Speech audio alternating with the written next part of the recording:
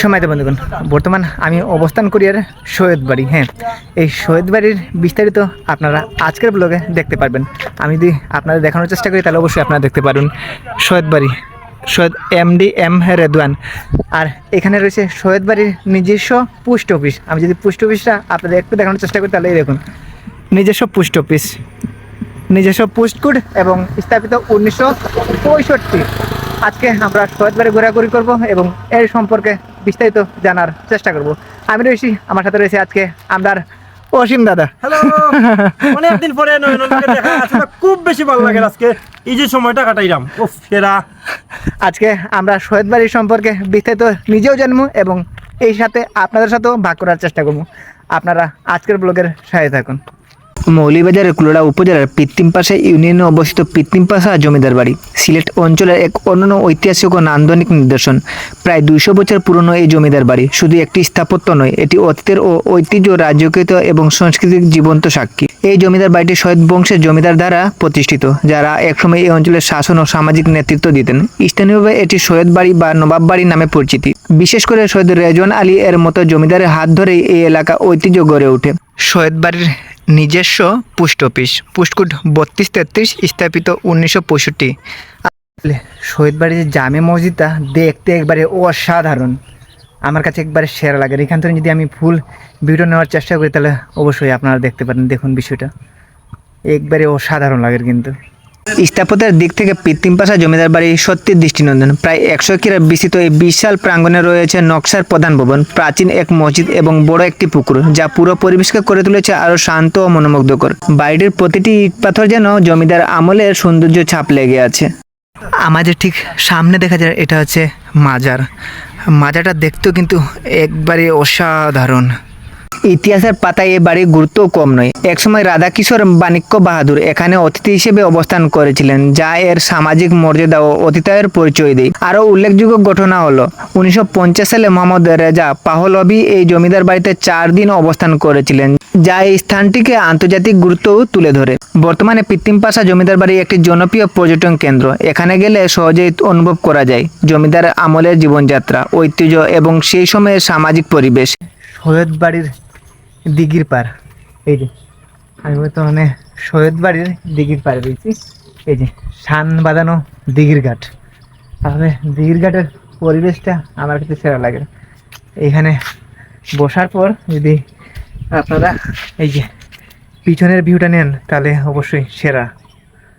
Just এই দেখুন, সামনে রয়েছে মসজিদ এবং এটা দিঘি এবং এটা আমি, প্লাস এই ভিউটা অসাধারণ। আর প্লাস এখানে অসীম দাদা। সেরা সেরা দাদা, আজকের দিনটা কিরকম? আজকের দিনটা আসলে সকালবেলা তেমন একটা ভালো গেছে না, কিন্তু বিকালবেলা অস্থির একটা দিন কাটাইলাম আমরা। সেরা লাগে, সেরা সেরা লাগে। এর আগে আমি যেহেতু এই জায়গাতে আইছি, কিন্তু এরকম আসলে মন কুলিয়া ঘুরাঘুরি করতে পারছিলাম না। আজকে কিন্তু ইচ্ছা মতো ঘুরলাম, খুবই সুন্দর। মানে এই বাড়ির কিন্তু অনেক ইতিহাস আছে, আমরা হয়তো জানি না, কিন্তু পরবর্তীতে সময় সুযোগ হয় আর ইতিহাস আমরা খুঁজিয়া বা করতে পারি, তাইলে এই জিনিসটা আপনার কাছে তুলিয়া ধরার চেষ্টা করবো। আমরা এখানে কত সময় থাকছি দাদা? আজকে প্রায় 2.5 ঘন্টার মতো আইছি। 2.5 ঘন্টা আসলে অনেকটা সময় পার করি। আর আমরা সৈয়দ বাড়ির অলিচে গলিচে, আনাচে কানাচে ইতিহাসগুলো জানার চেষ্টা করি আর এবং সেই সাথে আপনাদের সাথেও ভাগ করার চেষ্টা করি। আর এখানে যে ভিউটা এবং আজকের যে ওয়েদারটা একবারে কম্বিনেশন, একবারে সেরা ফুটে যার আর কি, অসাধারণ। আর সামনে রয়েছে একটা দিঘির ভিউটা ঠিক এই দেখুন। Wow wow, Hajali park picnic spot. এই দেখুন হাজালি পার্ক পিকনিক স্পট। আমরা পার্কের ভিতরে প্রবেশ করলাম। নতুন সৈয়দ বাড়ি, যাই হোক আমরা পার্কের ভিতরে নর্তন পড়ছে। এটা সম্ভবত অফিস কক্ষ। হ্যাঁ, না সঠিক, এটা ঘাস কাটার মেশিন। এটা হচ্ছে ঘাস কাটার মেশিন। আসলে জমিদার বাড়ি তো জমিদার বাড়ি। আমরা এখন ভিতরে প্রবেশ করার চেষ্টা করি। আর জাস্ট এই যেখানে কলিং বেল চাপুন, এই সব জায়গায় সিসিটিভি আওতাভুক্ত। প্রবেশ মূল্য 20 টাকা করে। যাই হোক, এখানে ভিতরে ঢোকা 20 টাকা করে। এখানে পার্কের ভিতরে প্রবেশ মূল্য 20 টাকা করে। কলিং বেল চাপুন, এখানে আমরা অসিন্দা কলিং বেল চাপবা। অলরেডি আমরা টিকিট পাই গেছি, মানে এখন আমরা ভিতরে প্রবেশ করতে পারবো। হ্যাঁ, যাই হোক, আমরা টিকিট পাওয়ার পরে হাজালি পার্কে প্রবেশ করলাম। নৌকা উঠতে হলে অবশ্যই নৌকা ভাড়ার জনপ্রতি 20 টাকা করে আপনাকে দিতে হবে। আসলে যারা নৌকা ভ্রমণ করতে ইচ্ছুক অবশ্যই 20 টাকার জনপ্রতি। এখানে বর্তমানে কিন্তু আমরা হাজালি পার্কের ভিতরে রয়েছি। এখানে আর কি বোয়ার জন্য অনেক সুন্দর সুন্দর স্পট রয়েছে। এই দেখুন, সময় পার করার জন্য অনেক সুন্দর একটা স্পট হাজালি পার্ক। এখানে আম রয়েছে। নাসিম ভাই ফোন দিছে রে। সময় তো বন্ধুগণ, আপনারা একটা বিষয় নোটিস করেছেন কি বা জানি না। দেখুন আমার পিছনে অসিন্দা কিন্তু লাভের সাথে রয়েছে। হ্যাঁ, অসিন্দা কার সাথে রয়েছে? অসিন্দা লাভের সাথে রয়েছে, মানে লস না, খালি লাভ। এই দেখুন পিছনের লাভটা।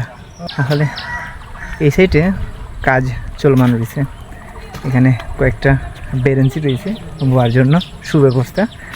আশা করি খুব শীঘ্রই এই কাজ সম্পূর্ণ হইব। আসলে হাজারি পার্কের সবচেয়ে ভালো লাগছে এই যে এইগুলো, মানে গোলাপ ফুলের সমারোহ রয়েছে। আর দিঘিটা সবচেয়ে মেন, এই দিঘিটা হচ্ছে সবচেয়ে মেন।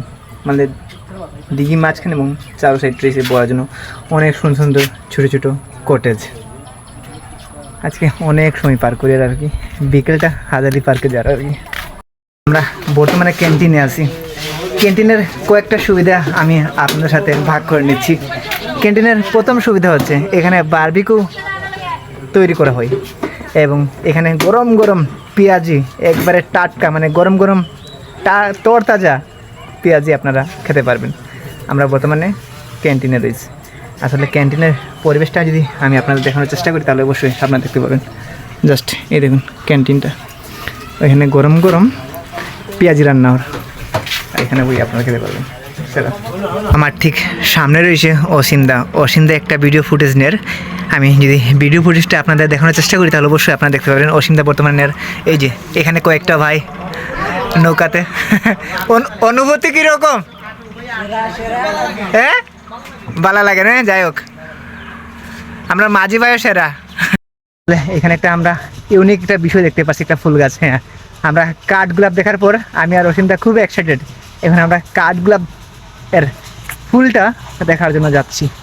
ওয়াও, এই মহিষটার সাথে আমরা অনেকে পরিচিত। এই মহিষটার নামটা কে বলতে পারবে? অবশ্যই আপনারা কমেন্ট করে জানিয়ে দিন।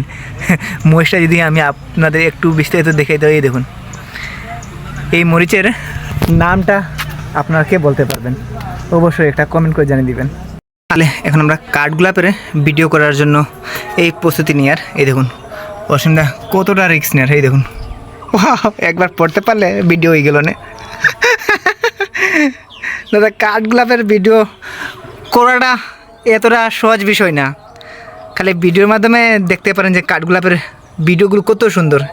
একটা ভিডিওর তলে কতটা শ্রম দেওয়া লাগে, এই দেখুন জাস্ট এতটা শ্রম দেওয়া লাগে আর কি। আমি যদি একটু বিষয়টা দেখানোর চেষ্টা করি তাহলে এই দেখুন এক হাতে ধরার পর আর এক হাতে ভিডিও চলে আর কি। আমরা হাজারি পার্কের অলি গলি আনাচে কানাচে ও দেখা সব বিষয়গুলো আজকে দেখার চেষ্টা করছি। যেখানে যাওয়ার কথা নয় আমাদের, আমরা সেখানে যাচ্ছি। এখন আমরা কাশবনে যাচ্ছি। কাশবন দেখতে কীরকম আমি যদি দেখাই একটু, তাহলে আপনাদের হালকা একটু কাশবনেরও ফুটেজটা দেখানোর চেষ্টা করি। জাস্ট ভিউ আপনারা দেখতে পারবেন। 1, 2 and 3, এই দেখুন জাস্ট ভিউটা। এই বিষয়টা আপনাদের কীরকম লেগেছে অবশ্যই কমেন্ট করে জানিয়ে দেবেন। আসলে হাজারি পার্ক অনেক বড়, এখনও অনেক কাজ বাকি, কাজ চলমান।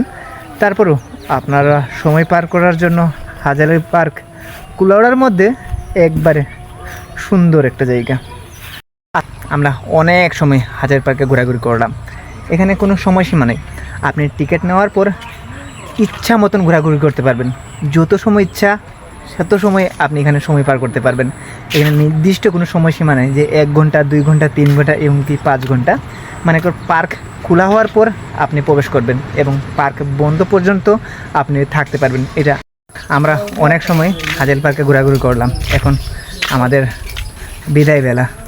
যাই হোক, আপনাদের আজকের এই ব্লগটা কেমন লেগেছে অবশ্যই কমেন্ট করে জানিয়ে দেবেন। আর ধন্যবাদ সবাইকে আজকের ব্লগের শেষ পর্যন্ত থাকার জন্য আপনাদের।